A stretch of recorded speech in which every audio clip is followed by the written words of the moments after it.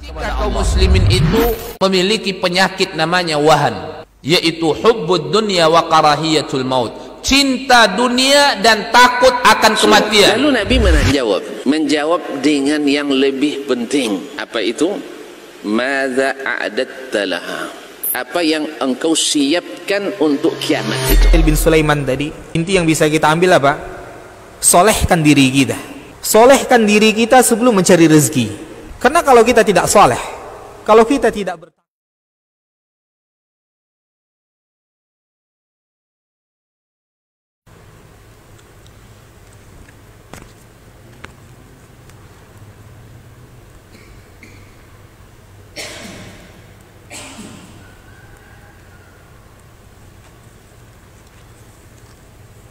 Assalamualaikum warahmatullahi wabarakatuh.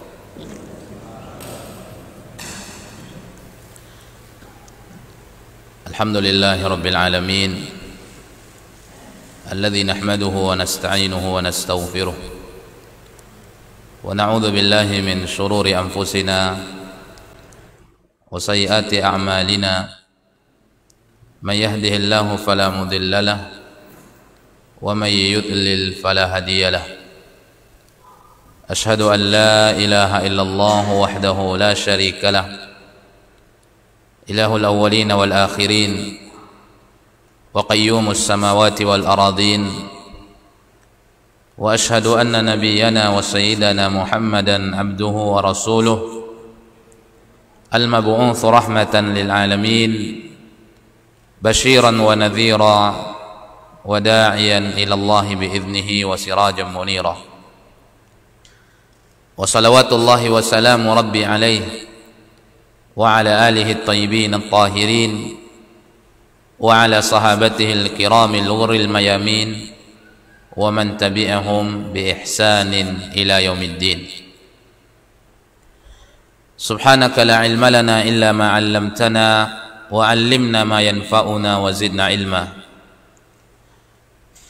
Ma'asyira al-ikhwah kaum muslimin, kaum muslimat, hadirin hadirat yang dimuliakan oleh Allah Azza wa Jal. Bersyukur kita kepada Allah Subhanahu wa ta'ala atas limpahan nikmat karunia yang sampai saat ini Allah Jalla wa Ala masih memberikan kepada kita.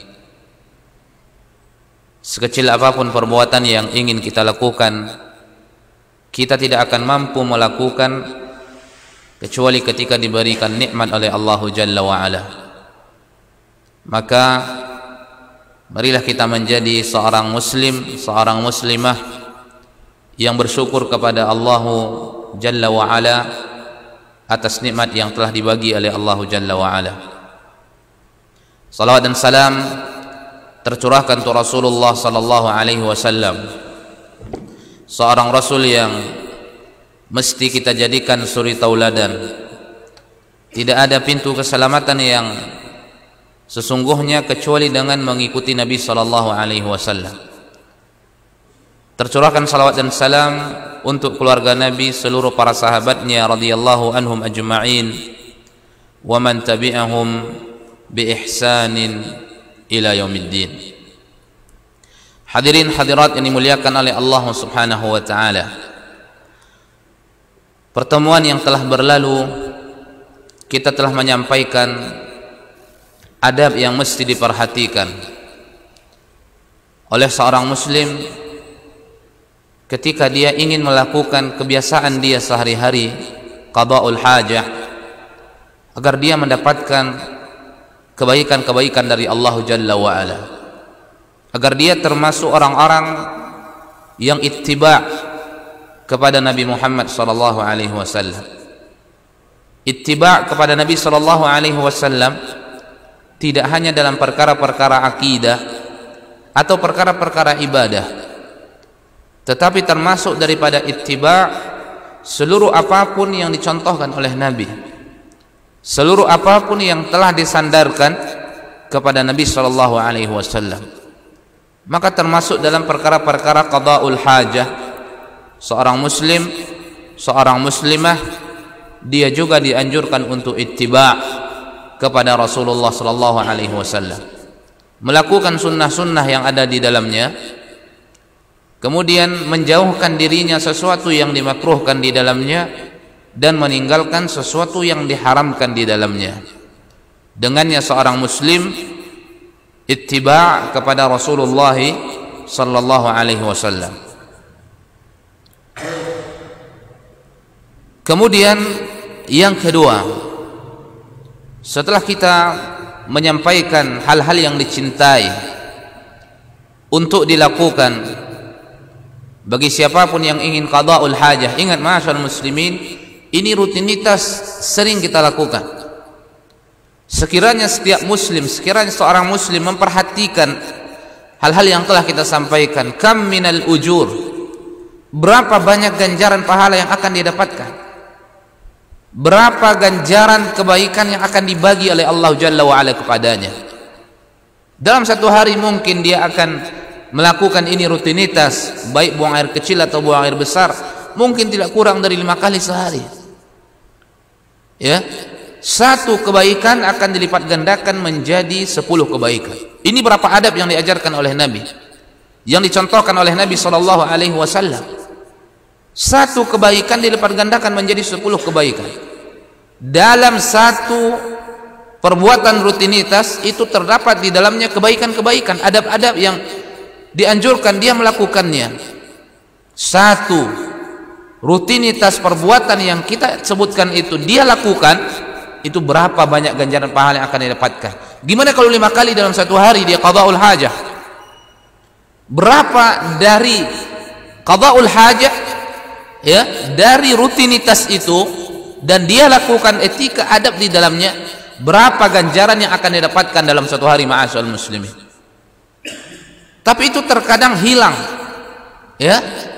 Perbuatan yang ringan ini terkadang ringan pula lah badan kita meninggalkannya, terkadang ringan pula lah lisan kita mengucapkannya, padahal di dalamnya terdapat kebaikan, pahala yang datang dari Allah Jalla wa'ala. Sekecil apapun kebaikan yang dilakukan oleh seorang muslim, seorang muslimah, wallahi akan dia lihat nanti ganjarannya di hadapan Allah Jalla wa'ala. Wa may ya'mal mithqala dzarratin khairan yarah. Barang siapa yang beramal sekecil apapun dari kebaikan, yarahu, dia akan melihat di hadapan Allah Jalla wa'ala. Dan terkadang ma'asyiral muslimin, bisa jadi seseorang itu menganggap perbuatan yang dia lakukan biasa-biasa saja, ternyata itu merupakan kebaikan yang besar di mata Allah Tabaraka wa Ta'ala. Kita tidak tahu mana perbuatan yang akan mendatangkan rahmat dari Allah Jalla wa'ala, yang dengannya kita masuk ke dalam surga Allah Subhanahu wa Ta'ala.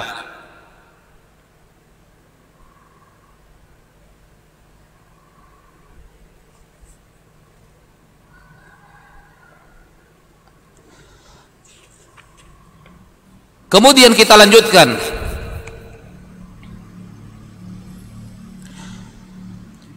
Kemudian seorang muslim juga mesti memperhatikan perkara-perkara yang diharamkan di dalam syariat. Perkara-perkara yang diharamkan di dalam syariat. Jadi setelah kita menyebutkan perkara-perkara yang dianjurkan, yang dengannya seorang muslim mendapatkan kebaikan, kemudian dia juga hendaklah memperhatikan sesuatu yang diharamkan. Sesuatu yang diharamkan untuk ditinggalkan, ma'asyiral muslimin. Sesuatu yang diharamkan itu untuk ditinggalkan. Jangan sampai seorang menjerumuskan dirinya ke dalam perkara-perkara yang diharamkan oleh Allah Jalla wa'ala, atau yang diharamkan oleh Nabi sallallahu alaihi wasallam. Yang dimaksud dengan haram, berpahala ketika ditinggalkan, berdosa ketika dilakukan. Yu'aqabu ala tarikihi, yu'aqabu ala fa'ilihi, wa yuthabu ala tarikihi. Begitu yang disebutkan oleh para ulama. Yu'aqabu ala fa'ilihi, diberikan ganjaran dosa terhadap orang yang melakukan sesuatu yang haram. Wa yuthabu ala tarikihi, dan akan diberikan ganjaran pahala terhadap orang-orang yang meninggalkannya. Di antara perkara tersebut diharamkan seseorang buang air kecil fil ma'ir rakid, di air yang tergenang, di air yang tergenang, dan ini hukumnya haram. Kenapa ma'asyiral muslimin? Karena ada mudaratnya dan ada sisi mudaratnya, makanya diharamkan di dalam syariat kita. Ketika air itu tergenang dan tidak mengalir kemana-mana, kemudian masuk ke dalamnya kencing manusia, sementara kencing ini adalah najis. Jangankan kencing orang dewasa, anak-anak saja, 2 tahun ke atas, bahkan perempuan sebelum 2 tahun pun itu dihukumi sebagai najis. Kemudian yang laki-laki dihukumi sebagai najis mukhaffafah, yang ringan. Bagaimana dengan kencing dewasa? Maka ketika dia melakukan qada'ul hajah di tempat air yang tergenang, artinya dia memasukkan najis ke dalam air itu. Kemudian dia pergi dan dia tidak tahu, bisa jadi setelah dia pergi itu ada yang menggunakan air itu dan orang termudaratkan, maka hukumnya haram. Hukumnya haram. Apa kata Nabi sallallahu alaihi wasallam? Annahu naha 'anil bauli fil ma'ir rakid. Al-ma'ur rakid alladhi la yajri. Bahwa Nabi sallallahu alaihi wasallam melarang seseorang qada'ul hajah, buang air kecil di air yang tergenang, yang tidak mengalir.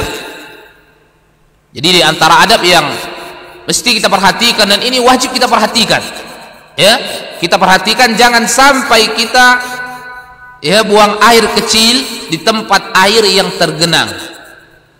Hukumnya haram, dilarang oleh Nabi Muhammad sallallahu alaihi wasallam.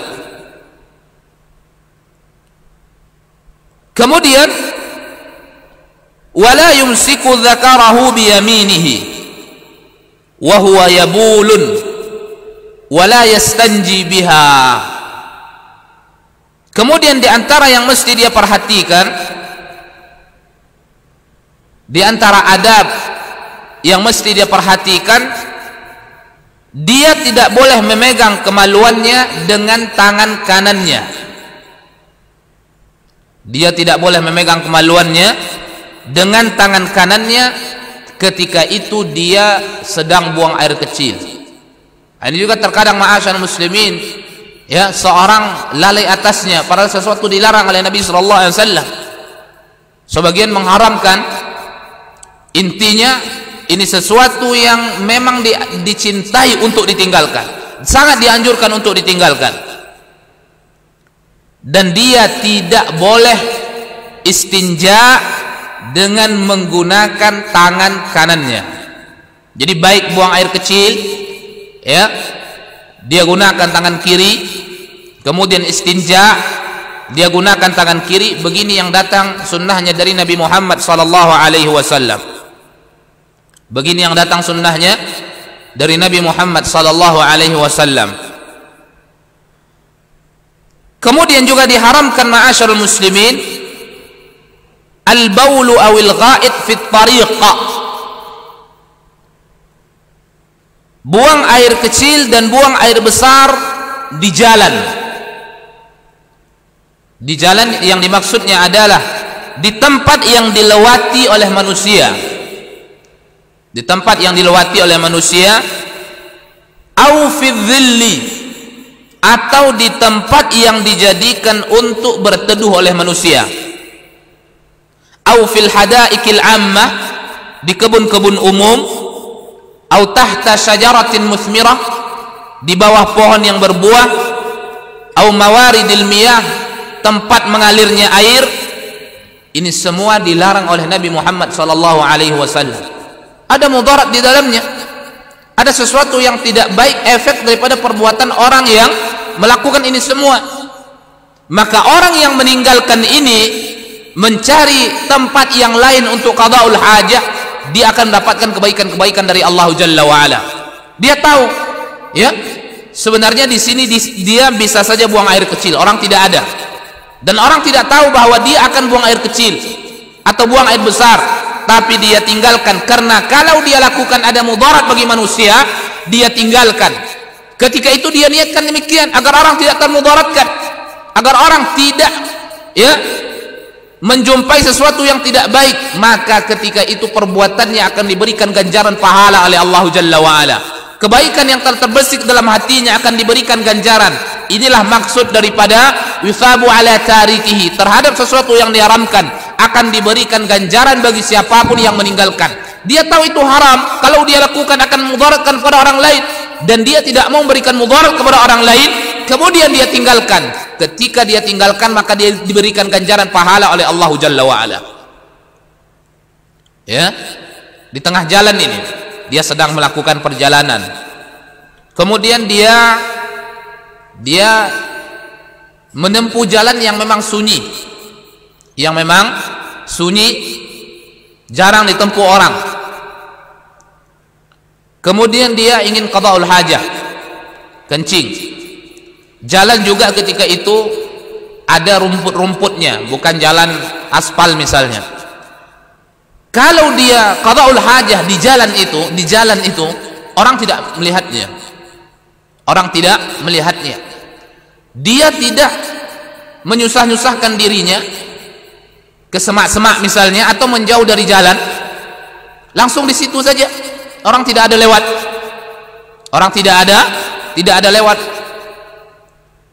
Tetapi dia ingat ini adalah larangan dari Nabi Muhammad sallallahu alaihi wasallam. Maka dia cari tempat yang memang kalau seandainya dia di sana qada'ul hajat, tidak ada yang termudaratkan orang-orang lewat. Kendati pun di sana orang jarang lewat, tapi itu jalan. Atau ada pohon di tepi jalan, bukan di jalan tapi di tepi jalan. Bisa saja sebenarnya dia qada'ul hajah di situ, orang tidak ada lewat, tapi dia tahu bisa jadi orang lewat kemudian beristirahat di bawah ini pohon, dan dia tahu ini larangan Nabi, dan dia tinggalkan. Atau di samping jalan itu ada kebun umum, ketika itu orang tidak ada, dia bisa saja terkencing di situ qada'ul hajah, tapi dia tahu ini larangan Nabi, dia tinggalkan lagi. Dia cari tempat itu, dia cari tempat mana kira-kira yang tidak akan memudaratkan orang lain ketika orang lain ada di situ. Dia cari perbuatan-perbuatan, dia meninggalkan yang kita sebutkan tadi. Inilah yusab, diberikan ganjaran oleh Allah Jalla wa Ala. Kenapa? Karena itu perbuatan kalau dia lakukan sesuatu yang diharamkan, lalu dia tinggalkan karena dia tidak mau memberikan mudarat kepada orang lain. Nabi sallallahu alaihi wasallam mengatakan la dharara wa la dirar, kaidah. Ya, ini hadis jawami'ul kalim. Anna an-nabiy sallallahu alaihi wasallam yatakallamu qalilan wa yahtawi hadzal kalam ma'anin katsirah. Di antara bentuk mukjizat yang Allah berikan kepada Nabi yang mulia alaihi salatu wassalam, utiya Rasulullah sallallahu alaihi wasallam jawami'ul kalim. Nabi itu diberikan ucapan yang singkat, tetapi ucapan yang singkat ini mengandung makna-makna yang begitu banyak. Di antaranya ini dia, la darara wa la dirar. La darara wa la dirar ini berfungsi untuk menjadi dalil banyak perkara-perkara. Apa maksud, apa maknanya la darara wa la dirar? Tidak boleh menimpahkan bahaya kepada orang lain atau kepada diri sendiri. Apa saja yang bisa mengakibatkan orang lain termudaratkan, kendati pun secara spesifik tidak ada dalilnya dari Nabi secara spesifik, maka ini dalil bisa menjadi dalil haramnya sesuatu itu.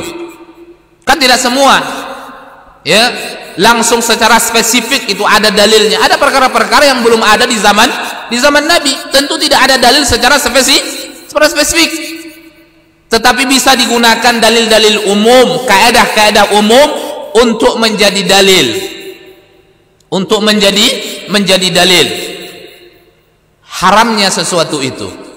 Nah, ini dia, la darara wa la dirar. Apapun yang memudaratkan seseorang, maka itu dilarang. Kemudian dia tinggalkan itu semua.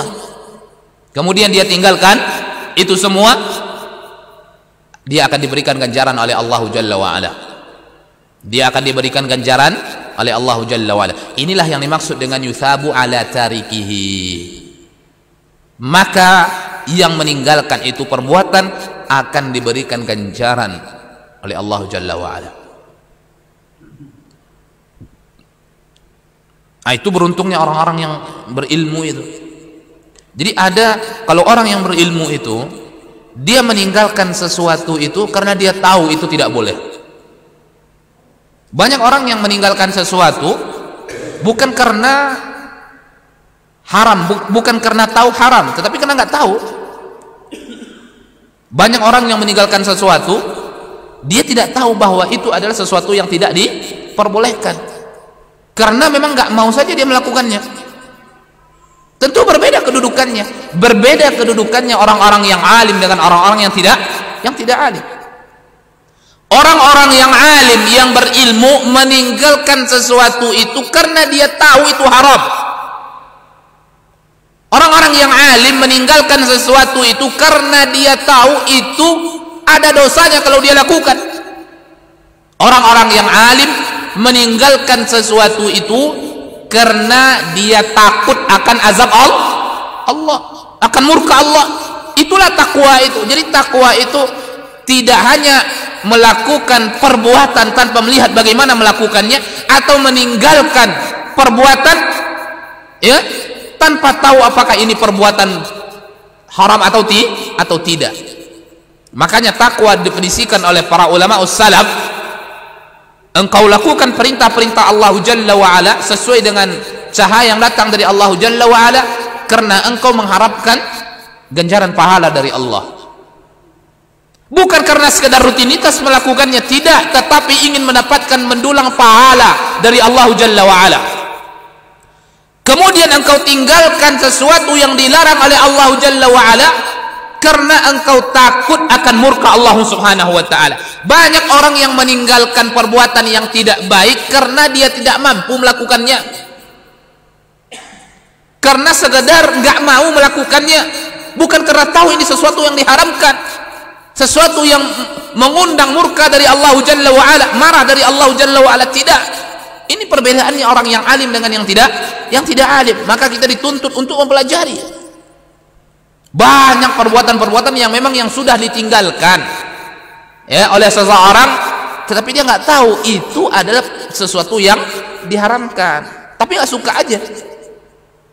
Tentu berbeda kedudukannya. Orang yang meninggalkan sesuatu yang haram karena kebiasaan dia meninggalkannya, dengan orang yang meninggalkan sesuatu yang haram karena dia tahu itu haram dan dia takut akan dosa dari Allah Jalla wa'ala. Ini berbeda, Pak. Ya, yang lebih mendatangkan ubudiyah, penghambaan diri, rasa takut kepada Allah Jalla wa'ala, ya orang yang alim, yang berilmu. Itulah Allah Jalla wa'ala mengatakan di dalam Al-Quran, innama yakhshallaha min ibadihil ulama. Sesungguhnya hamba-hamba yang takut kepada Allah Jalla wa'ala min ibadihil ulama, dari hamba-hambanya yang berilmu. Orang yang berilmu meninggalkan sesuatu karena dia tahu itu haram, itu tidak baik bagi dirinya. Orang yang tidak berilmu meninggalkan sesuatu bukan karena dia tahu itu haram, tetapi kebiasaan dia memang meninggalkannya. Berbeda. Yang ini ada rasa takutnya kepada Allah Jalla wa'ala karena dia tahu itu haram. Yang ini biasa-biasa saja karena dia nggak tahu itu haram, tapi nggak suka aja melakukannya. Berbeda ini.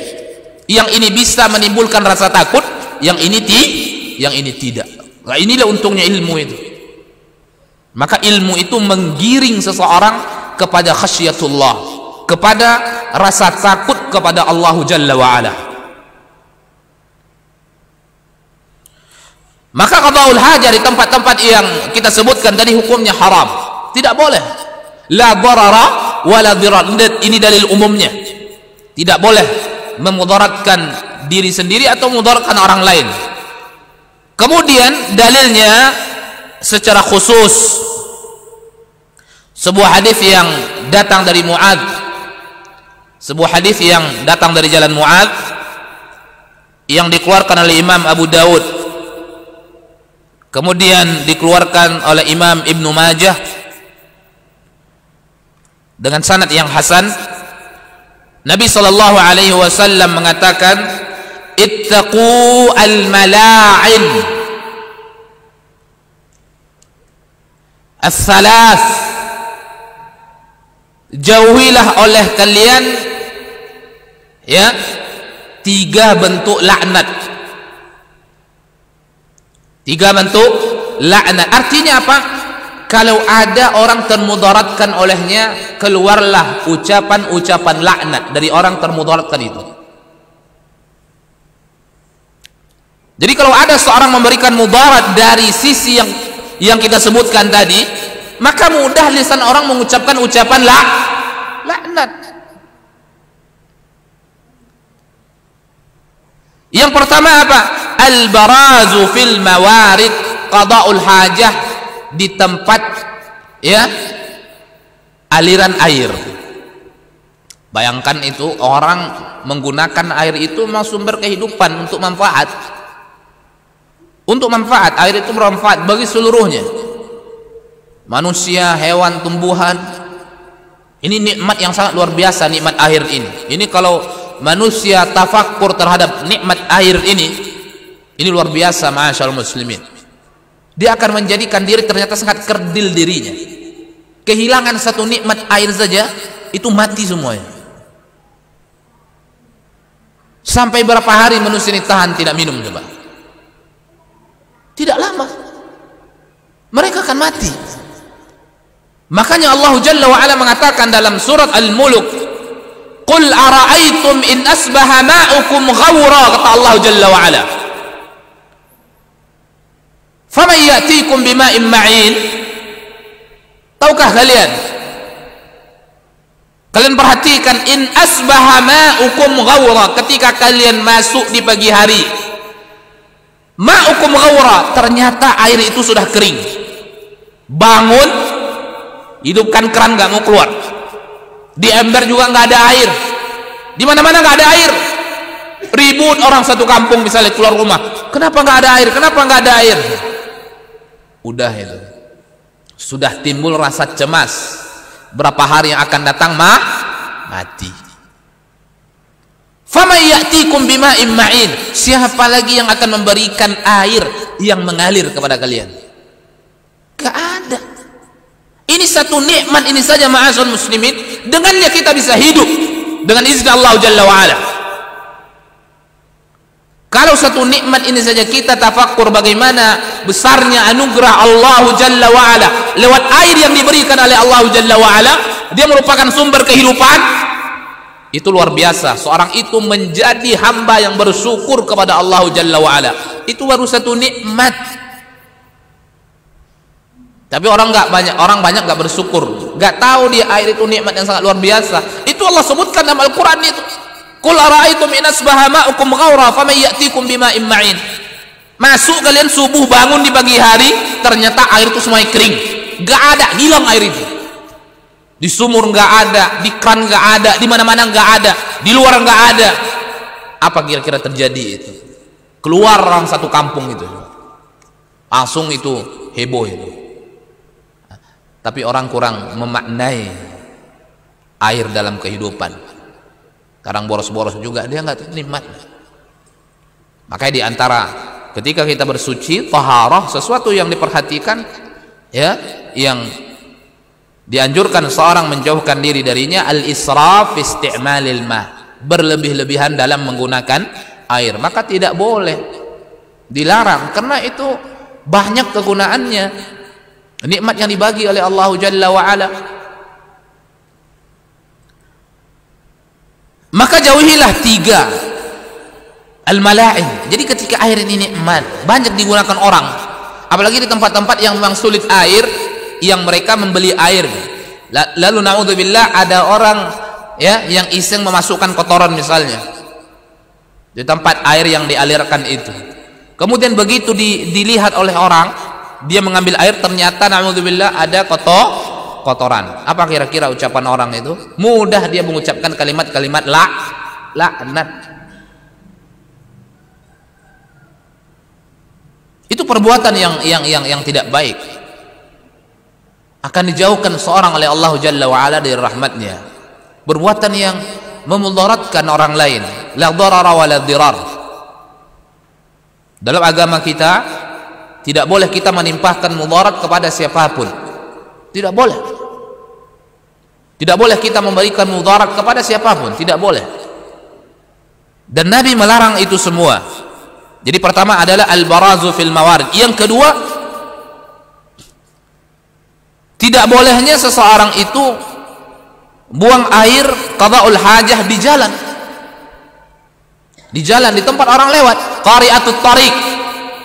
Yang ketiga, kata Nabi, yang dianjurkan kita menjauhkan diri dari mala'inus salas, yang ketiga adalah wadzil, dari tempat teduhnya manusia. Dari tempat teduhnya. Ini kesempatan gak ada orang sembarang aja kencing. Ya. Na'udzubillah, yang lebih berbahaya lagi buang air besar. Kalau buang air besar mudarat tapi nampak dia. Kalau buang air kecil nggak nampak. Dia pergi. Udah kering ini, tapi amisnya tidak hilang. Orang datang ke bawah pohon itu, baru istirahat, baru berbaring, itu sudah keluar aroma amisnya, baunya. Akhirnya apa? Marah dia, keluarlah ucapan laknat itu. Sumpah serapah. Maka sesuatu yang dianjurkan. Nah, orang yang berilmu, dia meninggalkan ini karena dia tahu kalau dia lakukan orang lain termudaratkan. Kalau dia lakukan, ini sesuatu yang dilarang oleh Nabi. Kalau dia lakukan, Allah akan murka kepadanya. Dengan ilmunya dia tinggalkan karena takut akan dosa dari Allah Jalla wa'ala, maka dia mendapatkan pahala dari Allah Subhanahu wa ta'ala. Maka dia mendapatkan pahala dari Allah Jalla wa'ala. Kemudian hadis Abi Hurairah, anna Nabi sallallahu alaihi wasallam qala, Nabi juga mengatakan, hadis Abi Hurairah yang dikeluarkan oleh Imam Muslim, Nabi juga mengatakan, takutlah kalian kepada dua laknat. Takutlah kalian kepada dua laknat. Wama, apa itu ya Rasulullah? Waman la'anan ya Rasulullah? Alladhi yatakhalla fi tariqin nas aw fi dhillihim.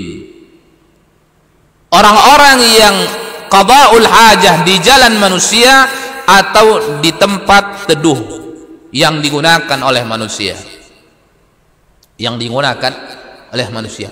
Jangankan di tempat manusia, ma'asyal muslimin, ya, di WC saja itu ada adab-adab etika yang mesti kita perhatikan agar tidak memberikan mudarat kepada jin yang ada di dalam WC. Itu ada etika yang mesti kita perhatikan. Apalagi memang di tempat yang memang kita tahu di situ ada orang yang lewat. Di dalam WC kita nggak tahu, kadang nggak nampak. Tapi ada adab-adab yang mesti kita perhatikan. Tidak boleh misalnya membuang air panas di sembarangan saja. Kemudian tidak boleh sembarang melakukan, terkadang termudaratkan sesuatu yang tidak nampak oleh kita. Apalagi kita tahu di situ memang ada manusia yang lewat gitu, akan digunakan oleh orang di situ gitu. Kemudian dilakukan itu, ini sesuatu yang tidak baik.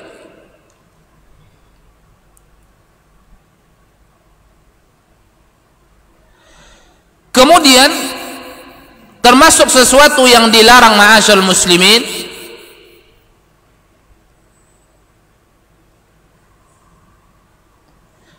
dilarang baginya membersihkan dirinya dari buang air besar,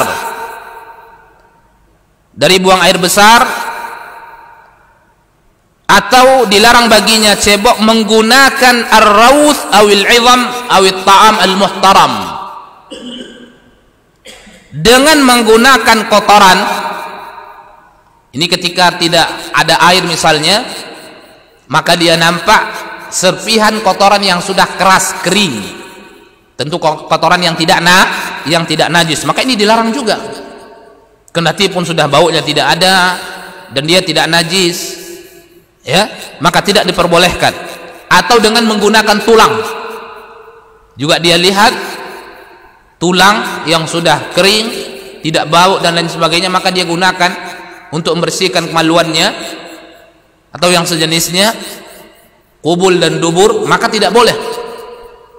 Atau menggunakan makanan-makanan yang baik, ya, roti misalnya, maka tidak boleh. Atau yang semisal dengannya apa saja, maka tidak boleh. Ini sesuatu yang dilarang oleh Nabi sallallahu alaihi wasallam, sebagaimana yang disebutkan oleh Nabi dalam sebuah hadis yang dikeluarkan oleh Imam Muslim, bahwa Nabi sallallahu alaihi wasallam melarang untuk membersihkan, ya, setelah dia buang air dengan tulang bi'idhamin. Kata Jabir dalam sebuah hadis yang dimana Jabir mengatakan nahan Nabi sallallahu alaihi wasallam, dilarang oleh Nabi Muhammad sallallahu alaihi wasallam.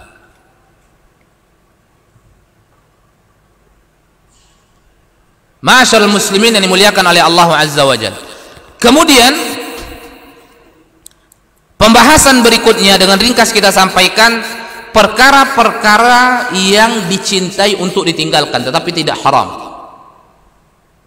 Perkara-perkara yang dicintai untuk ditinggalkan tetapi tidak sampai kepada derajat haram, atau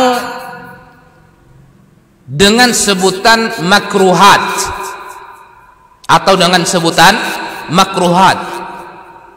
makruhat ketika seorang muslim menjerumuskan dirinya ke dalam sesuatu yang makruh, tidak sampai kepada sesuatu yang Allah haramkan, dia tidak mendatangkan dosa kepadanya. Tetapi ingat, sesuatu yang dimakruhkan oleh Allah Jalla wa'ala, semestinya seorang muslim itu dia tidak merasa aman-aman saja ketika dia melakukannya. Bagaimana bisa? Itu makruh, kendati pun tidak sampai kepada derajat haram. Terkadang kita perhatikan apa? Ketika disampaikan sunnahnya begini, kalau yang berbeda dengannya maka itu bukan sunnah, tapi dengan alasan terkadang makruh artinya itu dibenci. Makruh artinya apa? Dibenci. Dalam secara hukum syariat ada hukum taklifi, namanya ahkamut taklifiyah. Ada haram, ada wajib, ada mandub, ada mubah, ada makruh. Wajib, sesuatu yang diperintahkan dengan keras dilakukan berpahala, ditinggalkan berdosa. Jadi kuat perintahnya. Kemudian ada mandub yang juga disebut sunnah, dianjurkan tetapi tidak keras anjurannya, kalau dilakukan berpahala, kalau ditinggalkan tidak berdosa. Kemudian haram, kuat larangannya, kalau dilakukan berdosa, ditinggalkan berpahala. Kemudian ada makruh, dilarang tetapi tidak sampai kepada derajat haram, tapi kalau ditinggalkan mendapatkan pahala kebaikan yang datang dari Allah Jalla wa'ala. Kemudian ada mubah, kita meyakini sesuatu yang ini adalah mubah misalnya, ya, yang mubah kita anggap itu mubah, jangan kita anggap itu wajib atau kita anggap itu sesuatu yang haram. Jadi mesti kita yakini perkara mubah, tidak boleh berlebihan. Yang mubah kita pandang sesuatu yang diharamkan oleh Allah Jalla wa'ala, maka tidak. Nah, dalam perkara makruh, dicintai seseorang untuk meninggalkannya, kendati pun tidak sampai dosa ketika dia lakukan, tapi dicintai. Jadikan motivasinya kalimat yang pertama ini, dicintai ketika saya meninggalkan ini, ketika saya menjerumuskan diri saya ke dalam hal ini, saya dibenci, kendati pun tidak sampai kepada derajat dosa. Siapa yang ingin hari-harinya memang dibenci oleh Allah Jalla wa'ala? Tidak ada yang ingin. Maka tinggalkan sesuatu yang makruhat. tinggalkan sesuatu yang makruhat. Ketika seseorang itu ikhlas meninggalkan sesuatu yang makruhat karena dia tahu ini adalah sesuatu yang dibenci oleh Allah Jalla wa'ala, maka dia akan mendulang pahala dari situ.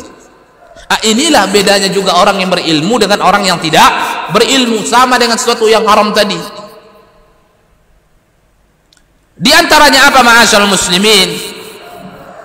Ya, di antaranya ini sebagian saya ingin sampaikan hal yang sering dilakukan oleh sebagian orang, bahkan na'udzubillah mungkin di antaranya ada pernah kita lakukan.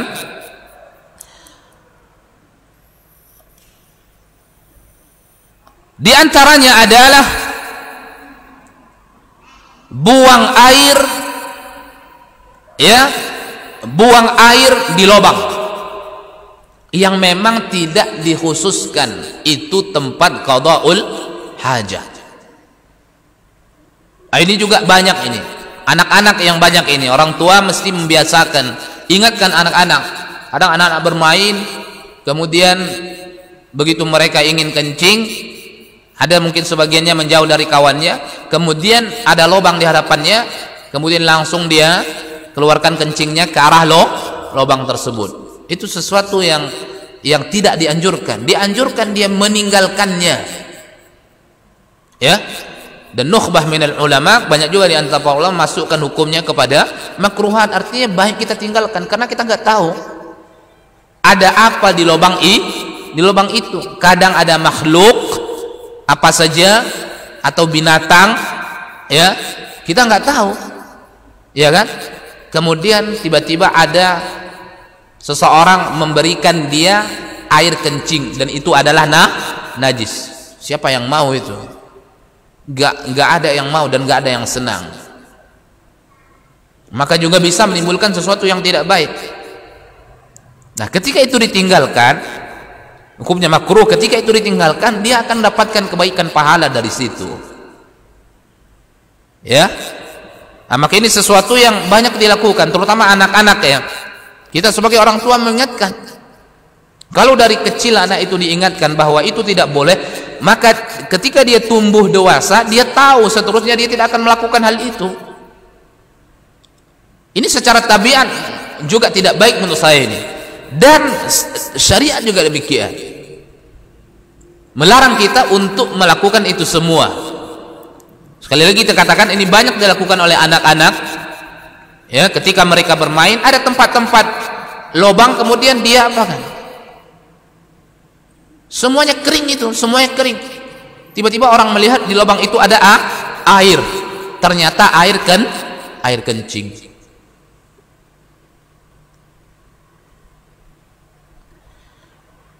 Nabi sallallahu alaihi wasallam mengatakan dalam sebuah hadis yang dikeluarkan oleh Imam Abu Daud, dikeluarkan oleh Imam An-Nasa'i, datang dari jalan Qatadah. Datang dari jalan Qatadah dari Abdullah. Nabi sallallahu alaihi wasallam melarang seseorang kencing di lubang. Dikatakan kepada Qatadah, kenapa? Apa hikmah dilarangnya oleh Nabi sallallahu alaihi wasallam? Di antara hikmahnya adalah Qatadah mengatakan innaha masakinul jin. Itu tempat tinggalnya jin. Wali'annahu la, dan terkadang wali'annahu la ya'man ay yakuna fi hayawan fayu'dhi, dan terkadang juga di dalamnya bisa ada hewan, binatang, lalu termudaratkan oleh dia. Apalagi misalnya lubangnya lumayan dalam misalnya, dia juga tidak terlalu menoleh ke dalamnya. Nampak lubang kemudian dia arahkan kencingnya ke sana, ternyata di dalamnya ada hewan, termudaratkan, maka itu tidak baik. Atau sebagaimana telah kita sebutkan tadi, au yakuna maskanan lil jinni fayu'dhihim, atau ternyata di sana ada jin, sedang ada jin fayu'dhihim, dan itu memudaratkan, menyakiti dia. Dan itu dia bisa marah, ma'asyarul muslimin. Kemudian na'udzubillah dia mengganggunya karena dia marah. Apalagi misalnya dia sedang apa namanya, ada anaknya di situ, Dan kita tahu sedang apa dia. Tiba-tiba seorang mengarahkan kemaluannya ke sana, air kencingnya ke sana, kemudian fayudhihim. Maka itu tidak dianjurkan. Tidaklah seorang memperhatikan hal yang seperti ini. Insyaallah orang dewasa ini tidak ada, tapi anak-anak melakukannya. Ya, anak-anak melakukannya, maka kita ingatkan. Maka kita ingatkan putra kita, terutama laki-laki yang biasa anak-anak kecil bermain, kemudian mereka minggir ingin kencing. Kemudian mereka nampak lubang, kemudian menghadapkan kemaluannya ke sana, air kencing ke sana. Itu bisa aziyah, ada semacam rasa yang tidak baik yang dia lakukan, bisa mudaratkan makhluk yang lain, hayawan, kemudian jin dan yang lainnya. Apalagi itu mungkin di tanah orang, di tanah milik orang, maka itu nggak boleh lagi kencing di tempat milik orang. Kemudian di dalam dia melakukan sesuatu yang terlarang juga, maka dua di situ. Itu punya orang. Kemudian cara atau tempat dia qada'ul hajah itu juga sesuatu yang dimakruhkan, maka tidak boleh. Kemudian diantaranya membawa masuk barang-barang yang ada di dalamnya zikrullah, maka hukumnya makruh, tidak boleh. Makanya Nabi Shallallahu Alaihi Wasallam memakai cincin. Terukir di cincin Nabi Shallallahu Alaihi Wasallam Muhammad Rasulullah, ada lafzul jalalahnya. Setiap Nabi qada'ul hajah itu ditinggalkan oleh Nabi Shallallahu Alaihi Wasallam, tidak dibawa masuk oleh Nabi Shallallahu Alaihi Wasallam. Maka tidak boleh bagi seorang muslim membawa apapun ya yang ada di dalamnya ukiran atau bacaan zikrullah, lafzul jalalah, maka hukumnya makruh. Karena idza dakhala al-khala' adalah Nabi sallallahu alaihi wasallam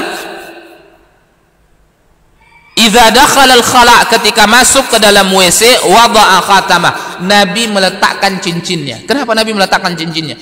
Karena di cincin Nabi itu terukir Muhammad Rasulullah, terukir kalimat Muhammad Rasulullah, maka diletakkan oleh Nabi sallallahu alaihi wasallam. Nabi menggunakan cincin yang terbuat dari perak, karena kaum laki-laki terlarang memakai cincin terbuat dari emas, tidak boleh. Wanita diizinkan sebagai perhiasan, dia berhias di hadapan maharim dia, di hadapan orang tuanya, di hadapan suaminya, di hadapan orang-orang yang menjadi mahram dia, maka sah-sah saja mereka memperlihatkan perhiasan-perhiasan mereka, ya. Tetapi laki-laki tidak diperbolehkan memakai cincin yang terbuat dari emas. Suatu ketika Nabi memegang dua benda, yang pertama adalah sutra, kain sutra, kemudian emas. Nabi mengatakan, inna hadzaini, sesungguhnya dua benda ini hukumnya haram dipakai oleh laki-laki dari umatku. Tapi wanita boleh. Jadi bercincin boleh, tetapi bagi kaum laki-laki menggunakan perak begini yang dilakukan oleh Nabi SAW, tidak menggunakan emas, ya, tidak menggunakan emas, karena itu adalah dilarang oleh Nabi SAW. Kemudian diizinkan membawa sesuatu yang ada di dalamnya zikrullah ketika waktu darurat saja. Kalau ditinggalkan di luar hilang, sementara itu sesuatu berharga, maka ketika itu diizinkan. Ya, seperti apa misalnya? Seperti uang-uang kertas yang ada tulisan lafzul jalalah. Ada sebagian mata uang bertuliskan lafzul jalalah, ada lafzul jalalahnya, ada nama-nama Allahu Azza wa Jalla. Kalau ditinggalkan, dikhawatirkan akan hilang, diambil orang. Ditinggalkan dompetnya misalnya nih, diambil orang, ya, ada mudarat bagi dirinya, maka ketika itu diperbolehkan baginya, karena itu mudarat. Sementara dia masukkan hukumnya makruh, kalau ditinggalkan ada mudarat yang besar bagi dirinya, maka diizinkan ketika itu, diberi keringanan karena adanya mudarat terhadap sesuatu yang makruh tersebut.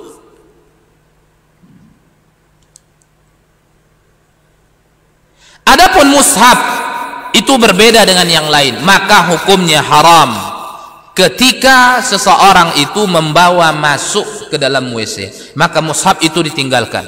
Sawa'un kana zahiran aw khafiyan, baik secara zahir nampak Al-Qur'annya atau tidak nampak, diletakkan misalnya di atas, di dalam plastik atau di dalam tas, maka ini tidak boleh. Tinggalkan tasnya di luar kalau ada Al-Qur'an, maka titipkan, cari orang yang amanah yang bisa melihat tas kita. Ya, karena ini Al-Qur'an, suatu yang mulia. Al-Qur'an kalamullah jalla wa ala. Ya, maka kita tidak boleh membawanya masuk ke dalam WC. Li'annahu kalamullah, dikarenakan Al-Qur'an adalah kalamullah, wa huwa asyraful kalam, dan dia merupakan perkataan yang sangat mulia. Memasukkan Al-Qur'an ke dalam WC ini bentuk daripada ihanah, merendahkan Al-Qur'an, maka dilarang, maka tidak boleh. Baik, ma'asyal muslimin, inilah diantara adab yang kita perhatikan. Sekali lagi, andaikan kita bisa menjaga ini adab, baik perkara-perkara yang disunnahkan kita lakukan, yang diharamkan kita tinggalkan, yang dimakruhkan kita tinggalkan. Ya, ini tidak semua kita sampaikan, tapi sebagian besar kita sampaikan. Ini akan mendulang pahala. Berapa banyak ganjaran pahala yang akan kita dapatkan lewat qadaul hajah saja. Adab qadaul hajah kita perhatikan, wallahi pahala yang sangat besar sekali, ma'asyal muslimin. Dan perbuatannya ringan-ringan saja. Al-amalul yasir, perbuatan yang ringan mendapatkan kebaikan yang sangat banyak. Mudah-mudahan bermanfaat. Wa akhiru da'wana alhamdulillahirabbil alamin. Assalamualaikum warahmatullahi wabarakatuh.